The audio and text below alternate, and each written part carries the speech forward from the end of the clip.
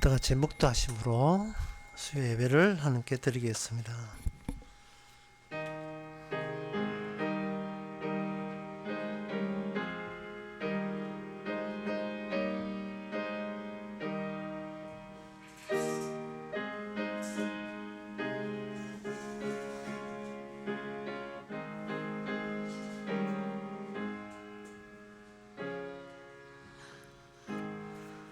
내가 여호와의 인자하심을 영원히 노래하며 주의 성실하심을 내 입으로 대대히 알리게 하리이다. 내가 말하기를 인자하심을 영원히 세우시며 주의 성실하심을 하늘에서 경거히 하시리라 하였나이다. 하나님, 인간들은 성실하지 못하고 늘 변덕하지만 한결같이 하나님의 약속을 성취해 나가시는 하나님, 이제는 우리 자신의 행함보다 주님의 살아서 행하시는 것만 의지하게 하옵소서. 예수님의 이름으로 기옵나이다. 아멘. 찬송가 397장 합시다.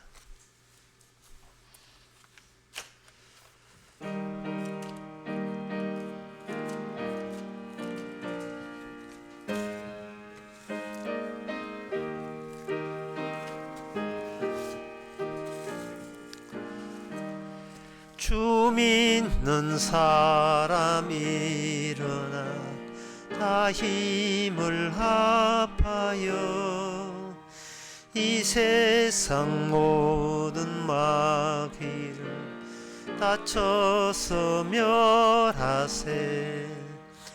저 앞에 오는 적군을 다 싸워 이겨라. 주 예수 믿는 힘으로 온 세상 이기네. 믿음이 이기네. 믿음이 이기네. 주 예수를 믿음이 온 세상 이기네. 온 인류 마귀 괴율로 큰 죄에 빠지니 진리로 띠를 띠고서 늘 기도드리세. 참 믿고 의지하면서 겁없이 나갈 때 주 예수 믿는 힘으로 온 세상 이기네. 믿음이 이기네. 믿음이 이기네. 주 예수를 믿음이 온 세상 이기네. 끝까지 이긴 사람은 흰 옷을 입히고 또 영생 복을 주신 참 기쁜 일일세. 이 어두운 세상 지나서 저 천성 가도록 주 예수 믿는 힘으로 온 세상 이기네. 믿음이 이기네. 믿음이 이기네. 주 예수를 믿음이 온 세상 이기네. 이 시간 다 같이 기도하는 시간입니다. 한 마음으로. 인간은 자기가 아무것도 아닌 것으로 덕지덕지 덮여져 있습니다. 내가 어떻다 저떻다 우기고 싶고 남한테 내세우고 싶지만 하나님 보시기에 우리는 뭐를 내세워도 아무것도 아닌 겁니다. 이 아무것도 아닌, 내가 아무것도 아닌 사실을 하나님의 안목에서 발견할 수 있도록 다 같이 기도합시다.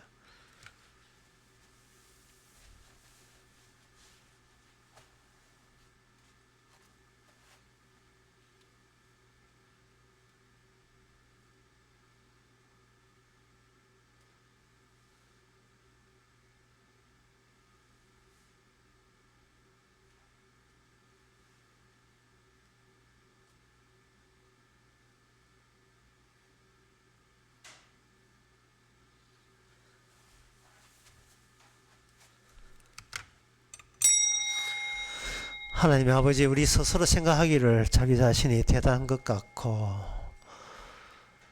귀한 존재처럼 여기지만 십자가 앞에 있던 두 강도의 모습처럼 우리가 죄인이며 아무것도 아닌 것을 이제는 주님의 안목을 통해서 발견하게 하옵소서. 우리 자신을 제대로 알고 우리 자신이 어떤 존재인 것을 바로 알 때에 주께서 그저 주시는 모든 것에 고맙고 감사하는 마음으로 주께서 살려준 그 힘 안에서 주의 영광을 위해서 살게 하옵소서. 예수님의 이름으로 기도합나이다. 아멘.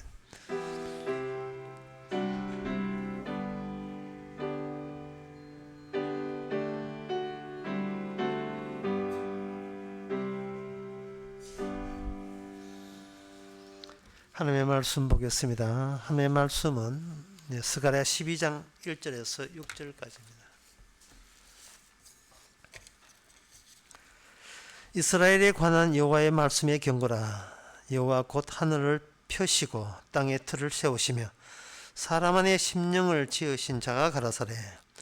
보라, 내가 예루살렘으로 그 사명 국민에게 혼칙케 하는 잔이 되게 할 것이라. 예루살렘이 에워싸일 때에 유다에까지 미치리라. 그날에는 내가 예루살렘으로 모든 국민에게 무거운 돌이 되게 하리니 무릇 그것을 드는 자는 크게 상할 것이라.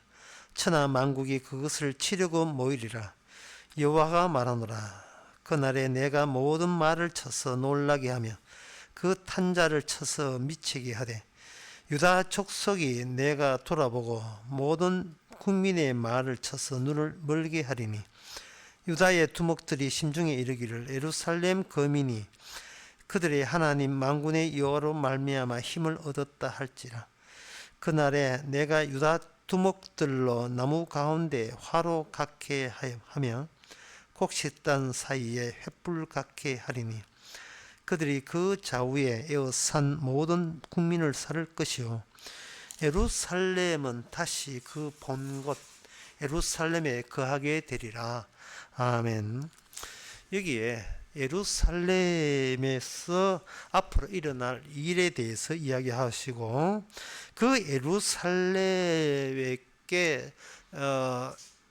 이 말씀을 보는 사람으로 하여금 관심을 그곳에 두도록 유도하는 하나님의 계시를 우리가 보고 있습니다. 온 나라 사면의 모든 백성들, 이 세상의 모든 민족들이 많고 많다 할지라도 하나님의 주목하는 하나님의 주 관심사는 예루살렘에 있다는 것을 하나님께서는 분명히 하고 계십니다. 천하 만국과 그 다음에 예루살렘 어떤 것이 더 중요하냐는 사실을 3절에서 말씀하고 있습니다. 그날에는 내가 예루살렘으로 모든 국민에게 무거운 돌이 되게 하리니 무릇 그것을 드는 자는 크게 상할 것이라. 천하 만국이 그것을 치려고 모이리라. 천하 만국과 예루살렘과를 대비시켜서 예루살렘의 가치를 드러내는 용도로서 천하 만국에 어떤 현상이 벌어지느냐 하면은 그 천하 만국이 예루살렘과 관련해서 멸망하는 망하해버리는 그들이 크게 당해버리고 벌받는 일이 일어나도록 하나님께서 이 일을 그런 식으로 이끌어 가시겠다는 겁니다. 이렇게 하나님께서 계시하니까 우리는 어떤 사람이고 싶어 하는 생각이 훅 드느냐 하면 예루살렘에 내가 있어서 이 예루살렘의 승리가 곧 나의 승리로 이어지기를 이 말씀을 보는 가운데서 은근히 희망하게 될 것입니다. 최종 승자가 예루살렘이니까 우리 자신도 예루살렘의 일부가 되어서 그 승리를 실컷 맛보고 싶은 거예요. 마지막 웃는 자가 최후의 승자잖아요. 그래서 이 말씀을 보면서 우리는 그 다음부터는 이 예루살렘의 거민의 한 주민으로서 내가 어떻게 들어갈 수 있는가, 이 최후의 승자라 할 수 있는 예루살렘에 어떻게 하면 내가 일원이 될 수 있는가, 그런 관점에서 이 성경 말씀을 보게 될 것입니다. 그러나 그것은 그 전의 말씀을 우리가 생각 안 하고 이 대목을 통해서 우리 이득을 것만 생각하니까 그런 오해가 생기는데, 분명히 이야기합니다. 예루살렘은 망합니다. 그리고 예루살렘과 이방 나라 가운데 누가 이기는가? 이방 나라가 이깁니다. 그리고 예루살렘은 철저하게 폐허가 됩니다.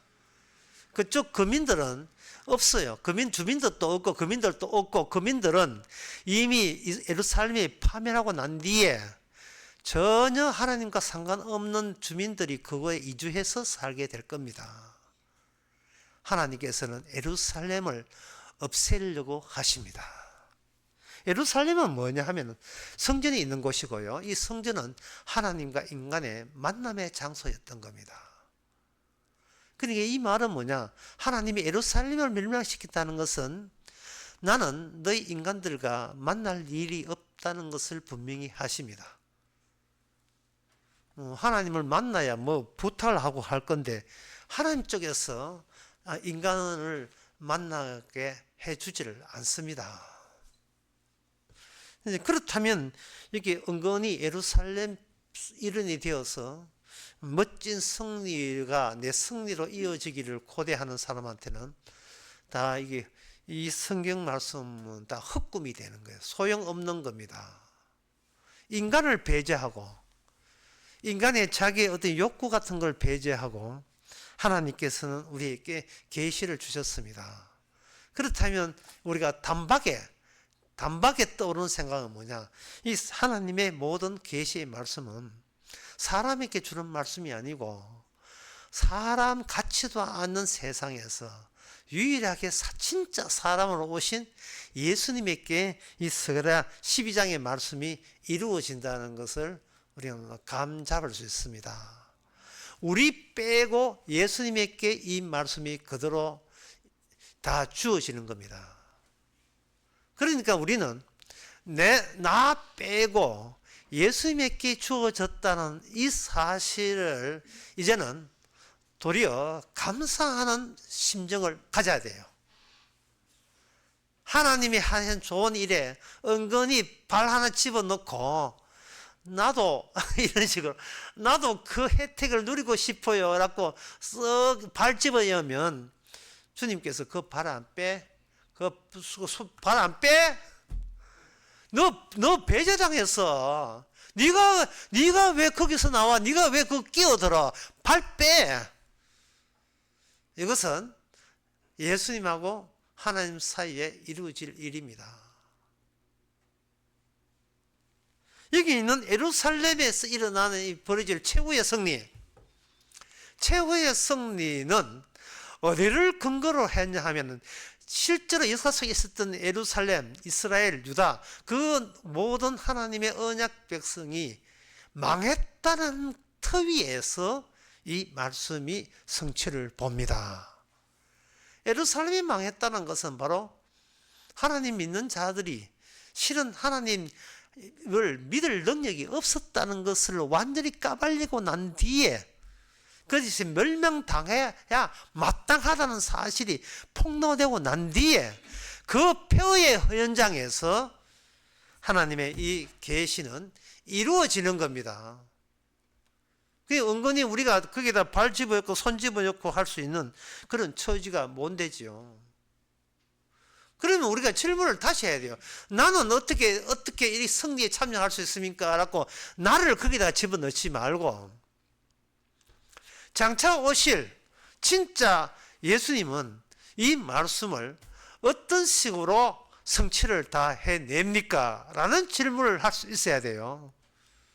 이 질문이 중요한 이유는 저는요 라고 묻지 않은 그 태도 자체에서 주님에게 이루어졌다면 그것이 하나님의 일의 전부라고 저는 인정합니다. 예, 수긍하겠습니다. 예, 받아들이겠습니다. 예수님께 일어난 그 일이 진실로 우리가 몰랐던, 모든 어떤 인간도 몰랐던 하나님 일의 전부라는 사실을 흔쾌히 저는 동의하겠습니다.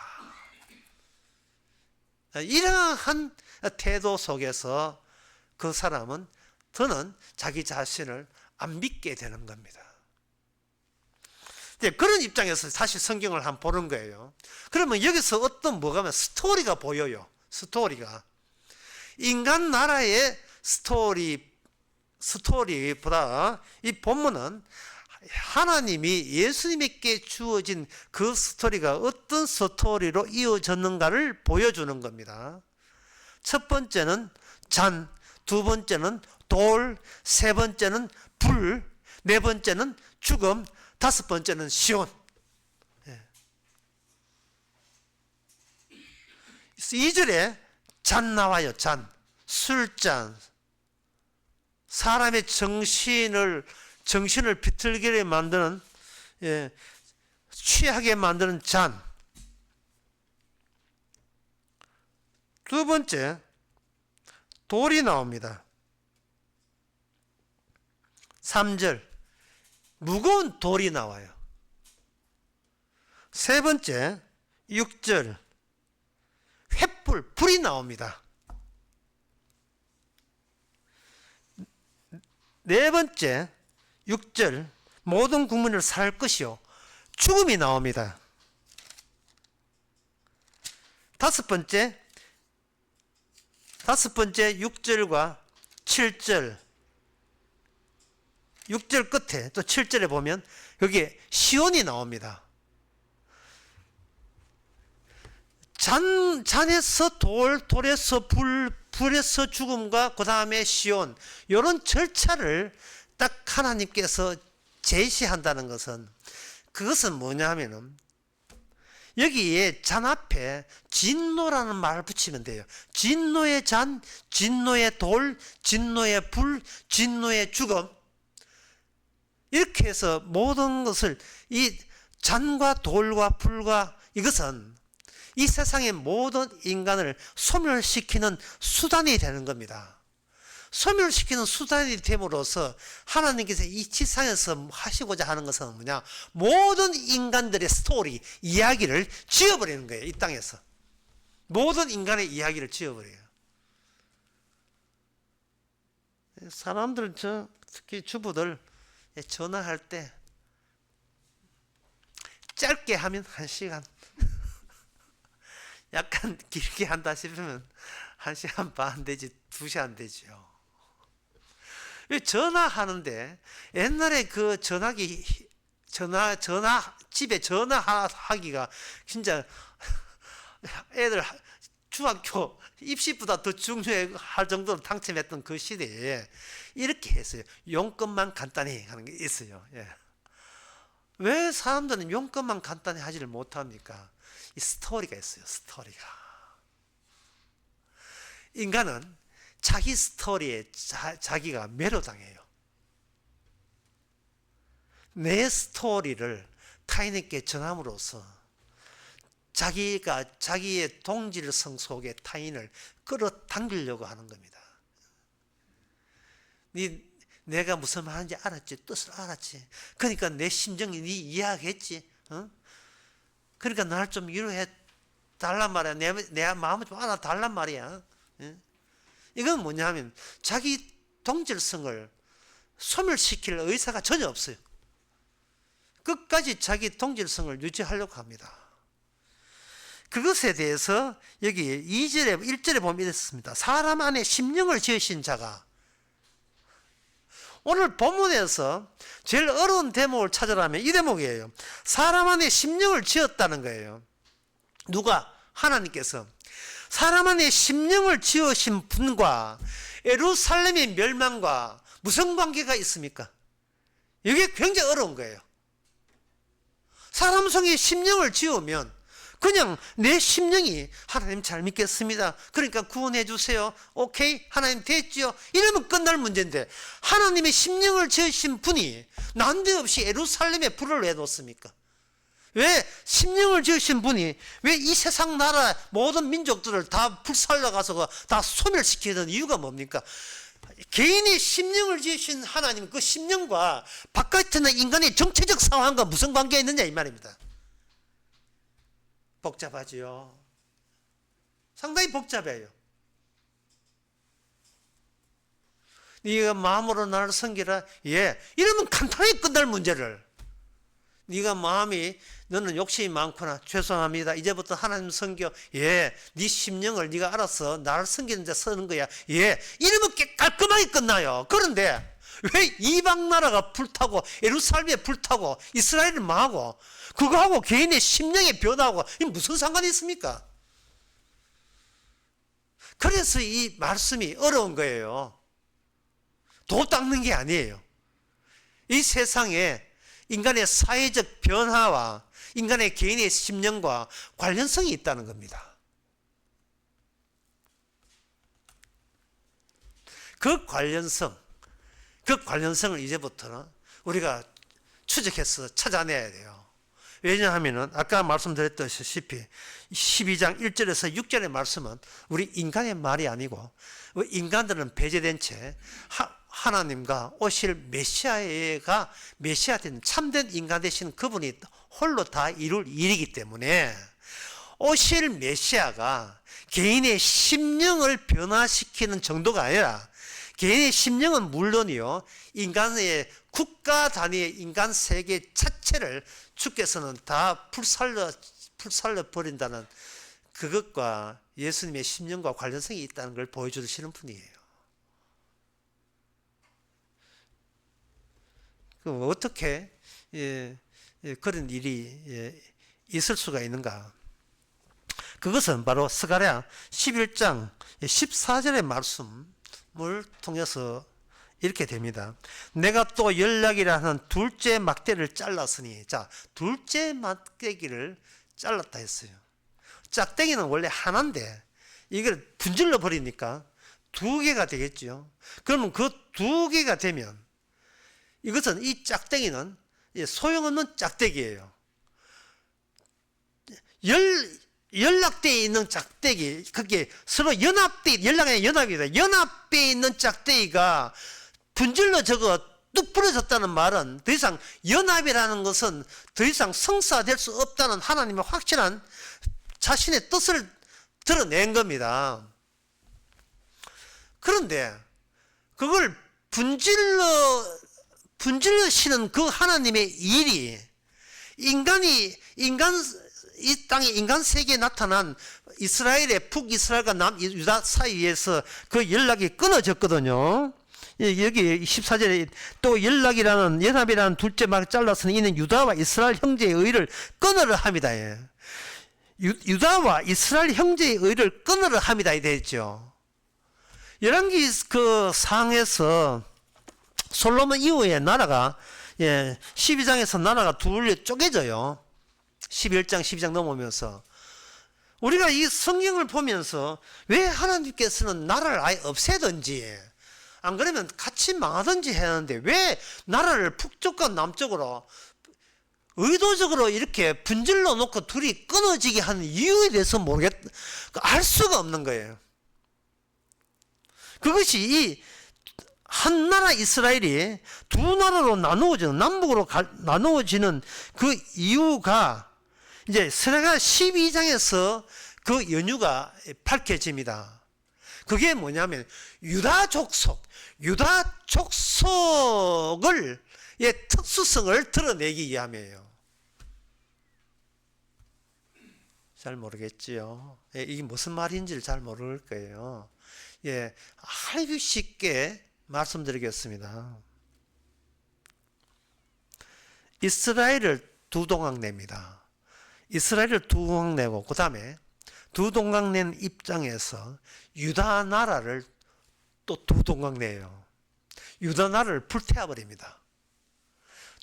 이스라엘을 두 동강 냈으니까 어느 하나 나라 건지겠지. 나라 건지지 않습니다. 부러진 모든 유대 나라나 떨어져 나간 이스라엘 나라 둘 다 연합해야 된다는 하나님의 본래의 취지에 부합되지 않아요. 둘 다 소멸 수단에 의해서 다 소멸돼야 돼요.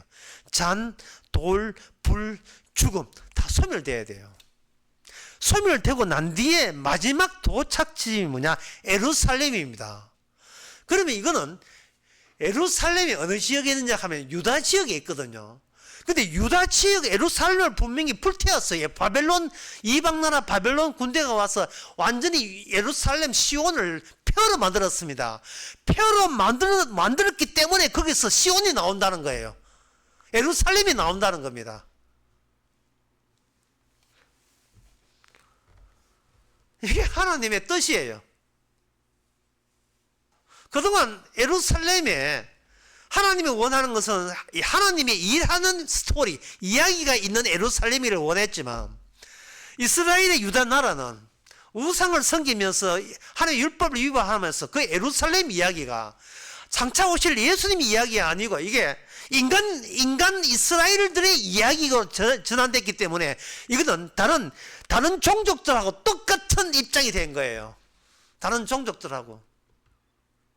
그래서 하나님께서는 다른 종족들을 불로 태우기 전에 먼저 다른 종족과 똑같은 이방 종족으로 변해버린 예루살렘을 불태워버립니다.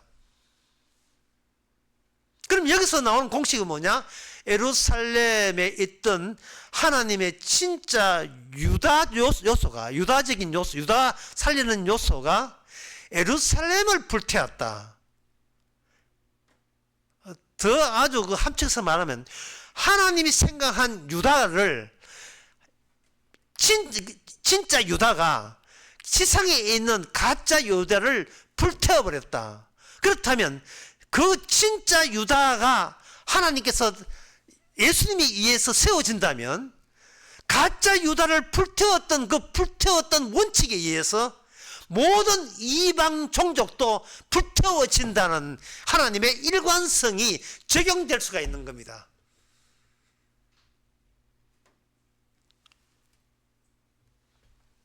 그렇다면 여기서 우리가 좀 더 이거 여러분 감당된다면, 이해된다면 좀 더 한 걸음 더 나가겠습니다. 그러면 하나님께서는 왜 북쪽 이스라엘을 그런 식으로 다루는 게 아니고 남쪽 유다를 왜 하나님께서는 유다 자체를 두 농악 내서 숨어있는 보이지 않았던 그동안 인간들이 몰랐던 유다가 인간들이 알고 있는 유다를 적으로 간주해서 불태웠느냐? 왜 북쪽 이스라엘은 왜 그 기능을 못하고 하필이면 유다에게 그 기능을 하느냐? 그것은 바로 막대기를 자르는 데 있습니다. 막대기를 자르면서 거기에 등장되는 게 있어요. 그게 뭐냐? 절단면. 막대기를 잘라버리면 거기에 잘렸다는 사실, 뭔가 두 동강 났다는 단면이 나와요. 굴단한 엿가락 훅 불어서 그거 딱 끊어서 구멍 큰 사람이 먹고 구멍 적은 사람이 돈 내는 거 옛날에 내 때에 지금 노인들 때에 하도 물을 게 없을 때 엿장수 한 나올 때 그때 그런 게임 있잖아요. 이게 꺼내야 돼요. 꺼내야 구멍이 보이는 거예요. 이걸 단절시키는 겁니다. 유다가 바로 그 단절의 최종 아들로 등장하고 있습니다. 창세기 25장 21절에 리브가 이삭이 그 아내와 잉태하지 못함으로 위에서 간구하며 여호와께서 그 간구를 들으셨다. 그러니까 창세기 25장 21절에 하나님께서는 이 리브가엘을 불임 여성으로 만들었습니다. 불임 여성이니까 자식이 없는 거예요. 자식이 없다는 것은 자식 낳아야 될 그 여인이 태가 죽은 거예요. 그러니까 언약의 여인은 죽음을 내포하고 있어요. 자식을 낳지 못하는 그 자궁을 갖고 있는 겁니다. 그러니까 여성으로서 이미 죽은 여성이에요. 여성의 기능을 못하니까 이거는 죽음이라는 것, 더 이상 아무것도 없는 것을 끝바람, 없는 것을 생성할 수밖에 없는 여인, 죽음의 여인, 쓸모없는 여인, 있어나마나한 여인, 그 여인을 하나님께서는 언약의 가정의 여인들로 줄을 세워서 나타나게 했습니다. 창세기 29장 32절에 보면, 32절부터 보면, 여호와께서 레아에게 총이 없음을 보시고, 레아, 그 총이 없다는 말은 임신을 못해요. 임신을 못하고 그의 태를 여섰으나 라헬은 무자하였더라. 레아가 잉태하여 아들을 낳았다 했어요. 그 이름을 루벤. 보라, 아들 낳았다. 아들이다. 하나님께서 태를 여시니까 아들이에요. 그러면 하나님이 안 계신다면 결코 나올 수 없는 아들이 등장한 겁니다. 완전히 인간은 배제당해요. 인간이 갖고 있는 기본적인 능력은 완전히 하나님 앞에 배제당합니다. 왜? 언약을 위해서요. 언약은 인간의 능력과 섞이면 안 돼요. 인간의 능력으로 언약을 이룰 수가 없습니다. 배제당합니다. 배제당한 채 하나님께서는 아들은 없다. 너는 태는 죽었어를 분명히 한 가운데서 하나님께서 태를 여니까 아들이 생긴 거예요. 그렇다면 이 아들은 사람의 능력과 결부된 아들이 아니라 하나님의 언약을 위해서 등장된 아들이에요. 이건 리브가와 똑같은 거예요. 아들이다. 두 번째, 또 잉태하여 아들을 낳았는데 이름이 시몬. 하나님께서 내 기도 응답했다. 세 번째 아들을 낳았는데 이름이 레이. 드디어 나는 연합하였다. 남편과 연합한다. 아들이다. 기도 응답했다. 연합했다. 그 다음에 네 번째가 뭐냐? 드디어 하나님을 찬송합니다. 이름을 유다라 같이 찬송하거든요. 유다 해놓고 그 다음에 중요한 단어가 나와요. 유다라 하였고 35절 끝에 그의 생산이 멈추었더라. 그의 생산은 멈추었습니다. 이게 유다 아들로 보여주는 한 세트. 아들이다. 기도 응답되었다. 아들이다. 기도 응답되었다. 그 다음에 연합되었다. 드디어 하나님께 찬양한다. 요 네 아들이 한 세트를 이루어서 드디어 생산은 끝났어요. 생산이 멈추었습니다. 근데 이건 뭐냐? 이 아들은 언약의 아들이다. 이 기도는 하나님의 언약을 위한 기도 응답이다. 이 뭐냐? 언약이라는 목표는 하나님과 인간이 연합하는 것이다. 네 번째 마지막 목표는 그 연합된 자를 통해서 하나님께 찬양받는 것이다. 끝! 이렇게 한 세트가 거기 한 단위가 한 단위가 되는 거예요. 유다로 끝났어요. 찬양으로 끝났습니다.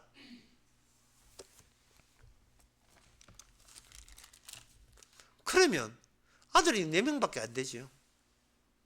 아들이 4명밖에 안 된다고요. 근데 아들은 12명이에요. 그럼 뭐냐?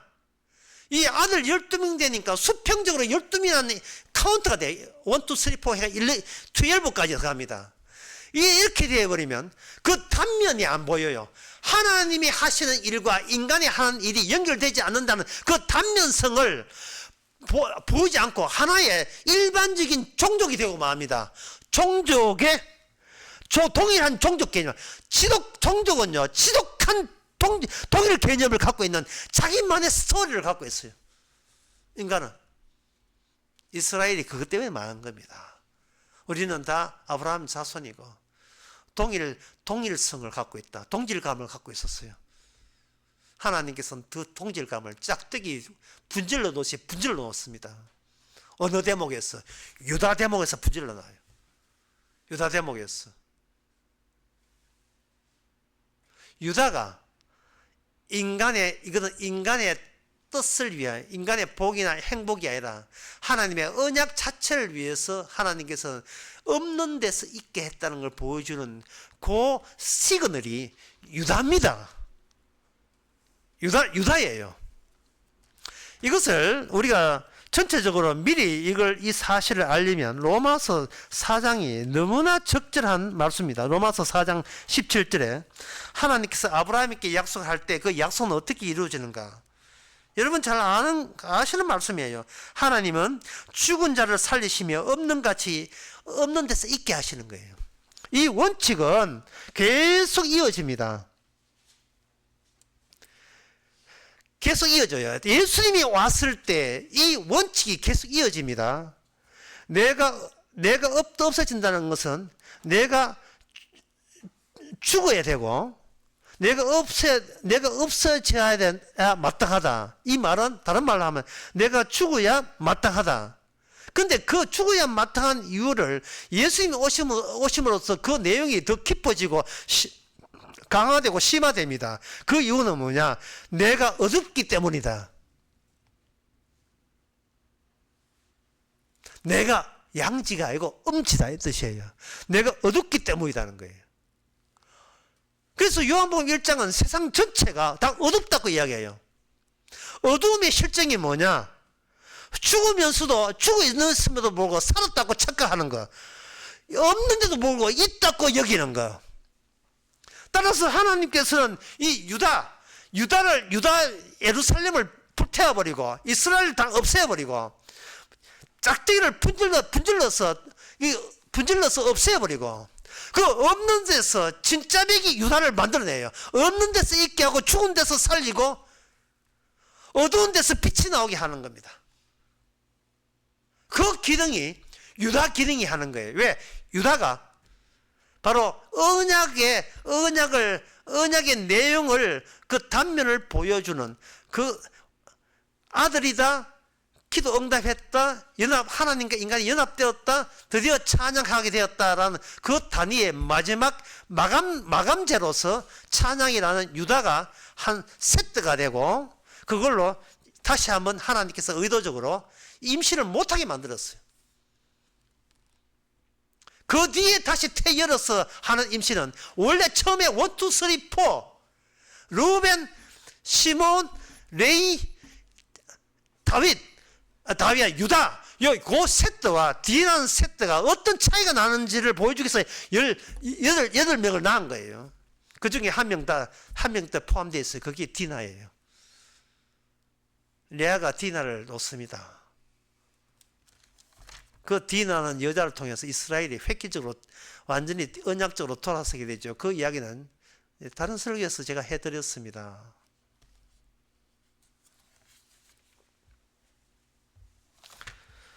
출애굽기 20장 21절에 보면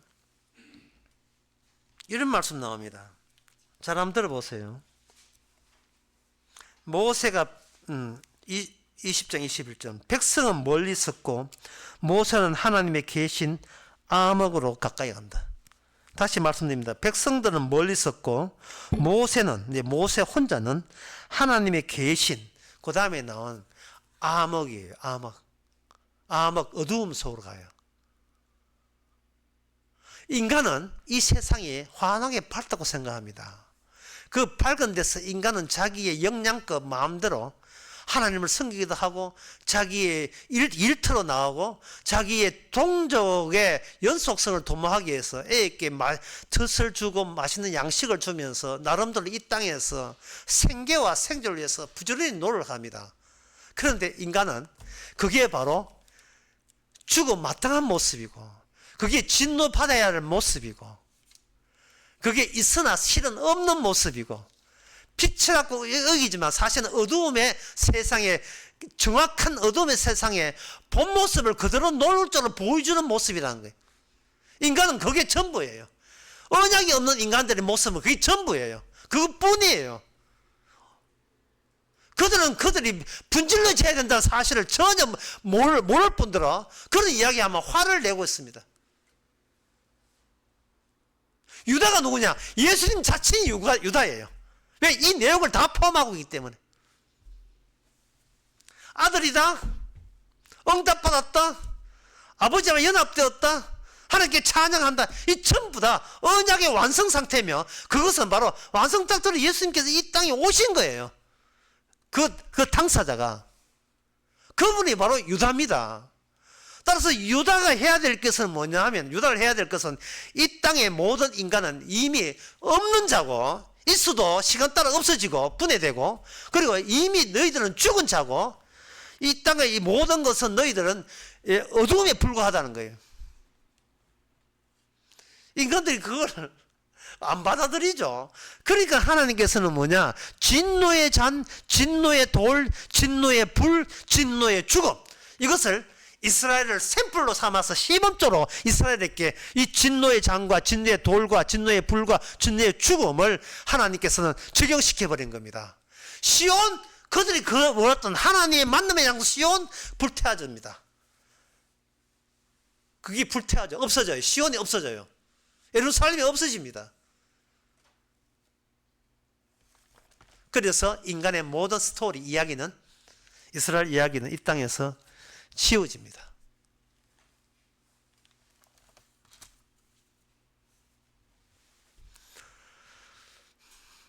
예수님은 유다 창세기 38장에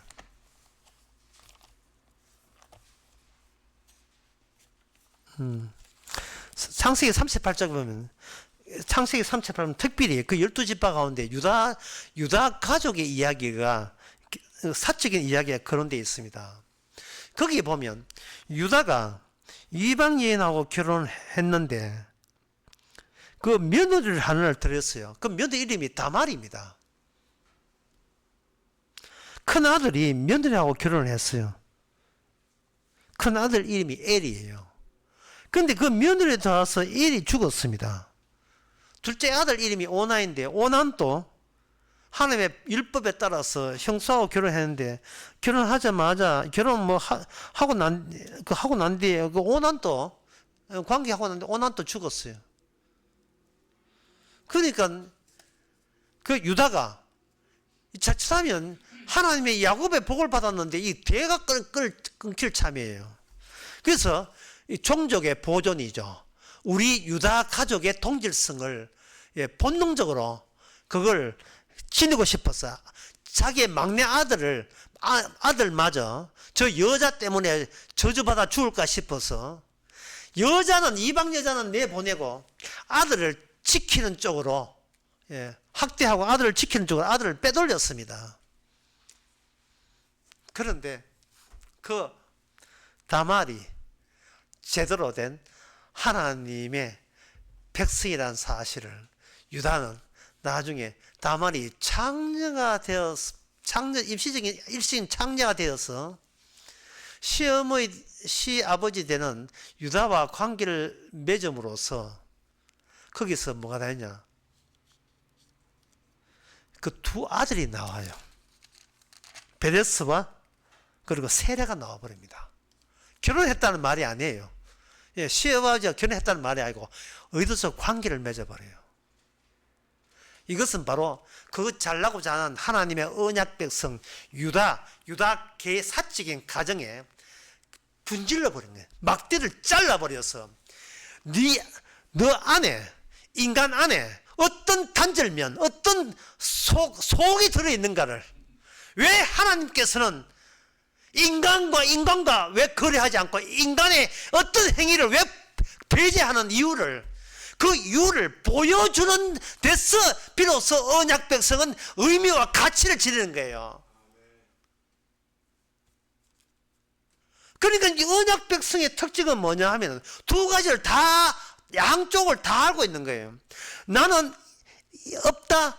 근데 나는 언약 때문에 있고, 나는 죽었다. 근데 언약 때문에 살았고, 나는 어두움이다. 나는 엄지다. 하지만 주님 때문에 나는 양지다. 이 말이죠. 이게 단순히 사적으로 개인의 심령 같으면, 심령 같으면 나 하나 죽고 있다 없다 죽었다 살았다 끝나겠는데, 하나님께서는 유다의 하나님의 언약 백성들의 심령을 뭐로 확대시켰냐면 전 인류로 확대시켜버려요.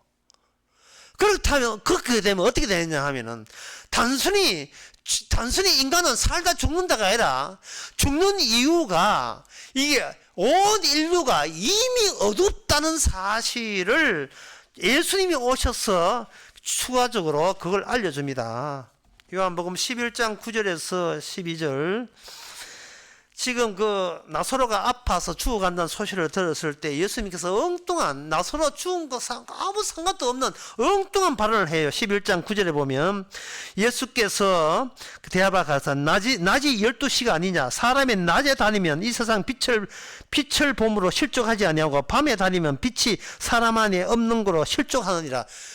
이거 앞뒤도 안 맞는, 지금 마르다가 병들었으니까 빨리 낫게 해달라는 그 대목에서 이게 삽입될 수 없는 엉뚱한 발언을 예수님이 하시는 거예요. 이거는 마르다는 개인적 문제입니다. 개인적 문제인데 왜 지금 낮 12시 이야기를 왜 하냐? 뭐 일기예보, 예보가 아닙니까? 지금 몇 시야? 12시입니다. 어떻게 12시인데 어떻게 밝습니다. 밝으니까 문제가 된다는 거야. 이게 어둡다고, 네가 지금 어두움이 어둡다고 느끼지 못하면 네 빛이 없다는 거예요. 출애굽기 20장 다시 한번 읽어보겠습니다. 이 대목이 얼마나 중요한 대목인지요. 20장 21절. 백성들은 멀리 있었고 모세는 따로 있습니다. 백성들은 멀리 있었고 모세는 하나님의 계신 암흑으로 가까이 간다. 인간들을 통째로 인간 세상 자체를 어둠으로 만드는 방법은 하나님께서는 어둠 속에서만 나타나야 돼요. 그리고 모세는 누구나 가기 싫어하는 그 어둠 속에 모세는 거기서 강제로 거기서 호출당합니다. 어두움에 빛이 있어요. 그리고 죽음에 부활이 있어요. 없는 데서 불임 여성이 애를 낳아요. 잉태치 못한 자가 천국 가는 백성입니다. 태어나지도 못한 자가 구원받아요. 뭐 태어나서 뭐 예수 믿고 해야 되는데 그게 아니에요. 태어나지도 않는 자가 구원을 받아요. 이 세상은 소멸 대상이고 그 소멸 수단으로서 먼저 하나님께서는 이스라엘과 유다를 만들어 놓고 분질러 버려요. 분질면 이스라엘 망하고 유다는 망했는데 그 분질러 보니까 그 안에 뭐가 됐느냐? 언약은 생생하게 자기 본래의 계획을 멈춘 적이 없다는 사실이에요. 그 유다가 누구냐? 예수님이에요. 예수님 분질러졌을 때, 이스라엘이 분질러졌을 때, 모든 인간이 다 멸망했을 때, 모든 인간의 어둠이 있을 때, 비로소 그때에 인간이 생각지도 못한 빛이 나왔고, 부활이 나왔고, 그게 영원한 있음이 거기서 나오는 겁니다. 언약대로. 그러니까 언약은 인간이 행함으로 성취할 수가 없고, 언약은 오직 예수님과 하나님만이 해낼 수가 있다는 거예요. 그런데 인간은 행함으로 언약을 지킨다. 돌매입니다. 돌멩이 자빠지고 엎어진다고 로마서 9장에 나옵니다. 9장 33절에 내가 부딪히는 돌과 거치는 반석을 시온에 두노니 저를 믿는 자는 부끄러움을 당치 않으리라. 엎어지고 자빠지는 바로 그것이 시온이에요. 시온에 그게 바로 십자가 사건이죠. 인간의 모든 행위는 하나님 앞에서 어두움의 행위이기 때문에 빛이 아니기에 주께서는 애시당초 그거는 거부하신 겁니다. 진짜 유다는 예수님 자신이 유다예요. 왜? 인간이 예수님을 없앨 때 인간에 의해서 죽임을 당했기 때문에 그 죽음에서 비로소 죽지 않는 분이 등장하는 겁니다. 이와 같은 요소가, 그럼 오늘날 성도는 뭐냐? 오늘날 성도는 마음속에 뭐가 있느냐 하면은 고린도 후서 12장 7절에 나옵니다. 여러 계시를 받은 것이 적이 크므로 너무 자고하지 않기 위해서 내 육체의 가시 곧 사탄의 사자를 주셨으니, 사탄의 가시가 박혀있는 이 사도 바울이 바로 성도입니다. 성도로, 이거 성도고, 이것을 8절에 보면 이걸 하나님의 은혜라고 이야기해요. 사탄의 가시가 있음으로써 나는 없고 나는 있고, 나는 죽었고 나는 살았고, 나는 어두움이고 나는 빛이고, 양쪽 다가 내 속에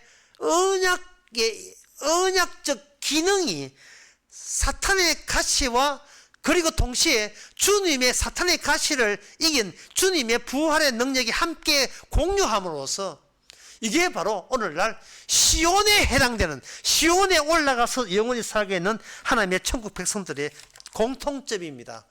예수님과의 동질성을 유지하는 거예요. 예수님과 같은 동족에 해당되는 겁니다. 바로 이 내용이 시편 87편에 보면 이렇게 난해하게 나와 있습니다. 얼마나 난해한지 여러분 듣기는 한번 들어보세요. 이 말씀이 얼마나 어려운지요. 시편 87편 1절 7절인데 제가 빨리 읽어보겠습니다. 그 기지가 성산에 있으며 여호와께서 야곱의 모든 거처보다 시온의 문들을 사랑하시도다. 하나님의 성이여 너를 가리켜 영광스럽다 말하는도다. 내가 라합과 바벨론을 나를 아는 자 중에 있다 말하리라. 보라 블레셋과 두로와 쿠스여 이도 거기서 났다 하리로다. 시온에 대하여 말하기를 이 사람 저 사람이 거기서 났나니 지존자가 친히 시온을 세우시리라 하리로다. 여호와께서 민족들을 등록하실 때 그 수를 세시며 이 사람이 거기에 났다 하시리로다. 노래하는 자와 춤추는 자가 말하기를 나의 모든 권한이 내게 있다 하리로다. 이게 뭐냐 하면은 모든 이 세상의 어떤 민족도 천국에 들어올 수 있는 자들을 만들어내는, 조건을 만들어내는 그곳이 바로 시온에서 그러한 언약이 나오게 하신다는 거예요. 이게 구약 때는 너는 이방 민족이라 너는 이스라엘 안 돼 하던 것이 이스라엘 멸망하고 난 뒤에 하나님의 예수 그리스도를 믿는 자는 어떤 자도 천국 백성이 될 수 있다는 것을 시편 87편에서 미리 예언하고 있는 겁니다. 시온에서 나오는 그 부활의 능력이 시온 백성들을, 될 수도 없는 자들을 시온 백성 되게 될 때 거기에 시온 천국에 들어간 사람들은 너는 어떻게 구원받아서 그 능력은 시온에서부터 능력이 와서 그렇다는 고백을 한결같이 하고 있다는 말이죠. 그 시온이 누구냐? 바로 예수님이시죠. 예수님이십니다. 언약의 유일한 언약의 부인이니까요. 예수님이 진정한 예루살렘이에요. 다시 말해서 인간과 하나님이 영원히 연합되고 하나님의 아들이고 찬양해야 될 그 모든 비유가 한 인격에 예수님의 모든 것이 다 성취가 될 때 예수님 안에서는 하나님과 연합이 되고 예수님 안에서 찬양이 되고 예수님 안에서 우리가 하나님의 아들이 되도록 언약은 줄기차게 예수님을 통해서 완성하도록 그동안 여럿 이스라엘과 많은 이방민족을 그대로 이용해 왔던 겁니다. 바라기는 우리가 이 땅에서 태어났기 때문에 이방으로 태어났기에 예수 그리스도가 완성한 것을 위하여 충분히 이용당하는 영광을 같이 누릴 수 있기를 바랍니다. 기도하겠습니다. 하나님 아버지, 인간은 해내지 못한 것을 주께서 해내시고 그것이 십자가와 부활로 이미 완성된 것을 저들로 알게 해주심을 감사합니다. 우리가 구원받는 능력이 예수님의 십자가 능력에서 왔다는 그것을 위하여 구약에서 줄기차게 선지자를 통해서 예언한 바로 그것인 것을 이제는 우리가 우리 안에서 그 말씀들을 받아들이고 작동되게 하여 주시옵소서. 예수님의 이름으로 기도합나이다. 아멘. 찬송가 497장 합시다.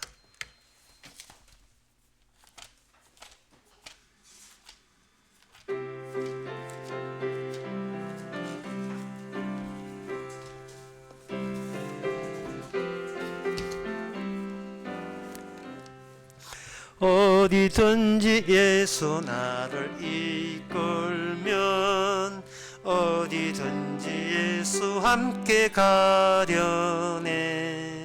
예수 함께 아니 가면 낙없고 항상 예수 함께 가면 겁없네. 어디를 가든지 겁낼 것 없네. 어디든지 예수 함께 가려네. 세상 친구 모두 나를 떠나도 예수 함께 가면 외로움 없겠네. 가는 길이 위태하고 험해도 어디든지 예수 함께 가려네. 어디를 가든지 겁낼 것 없네. 어디든지 예수 함께 가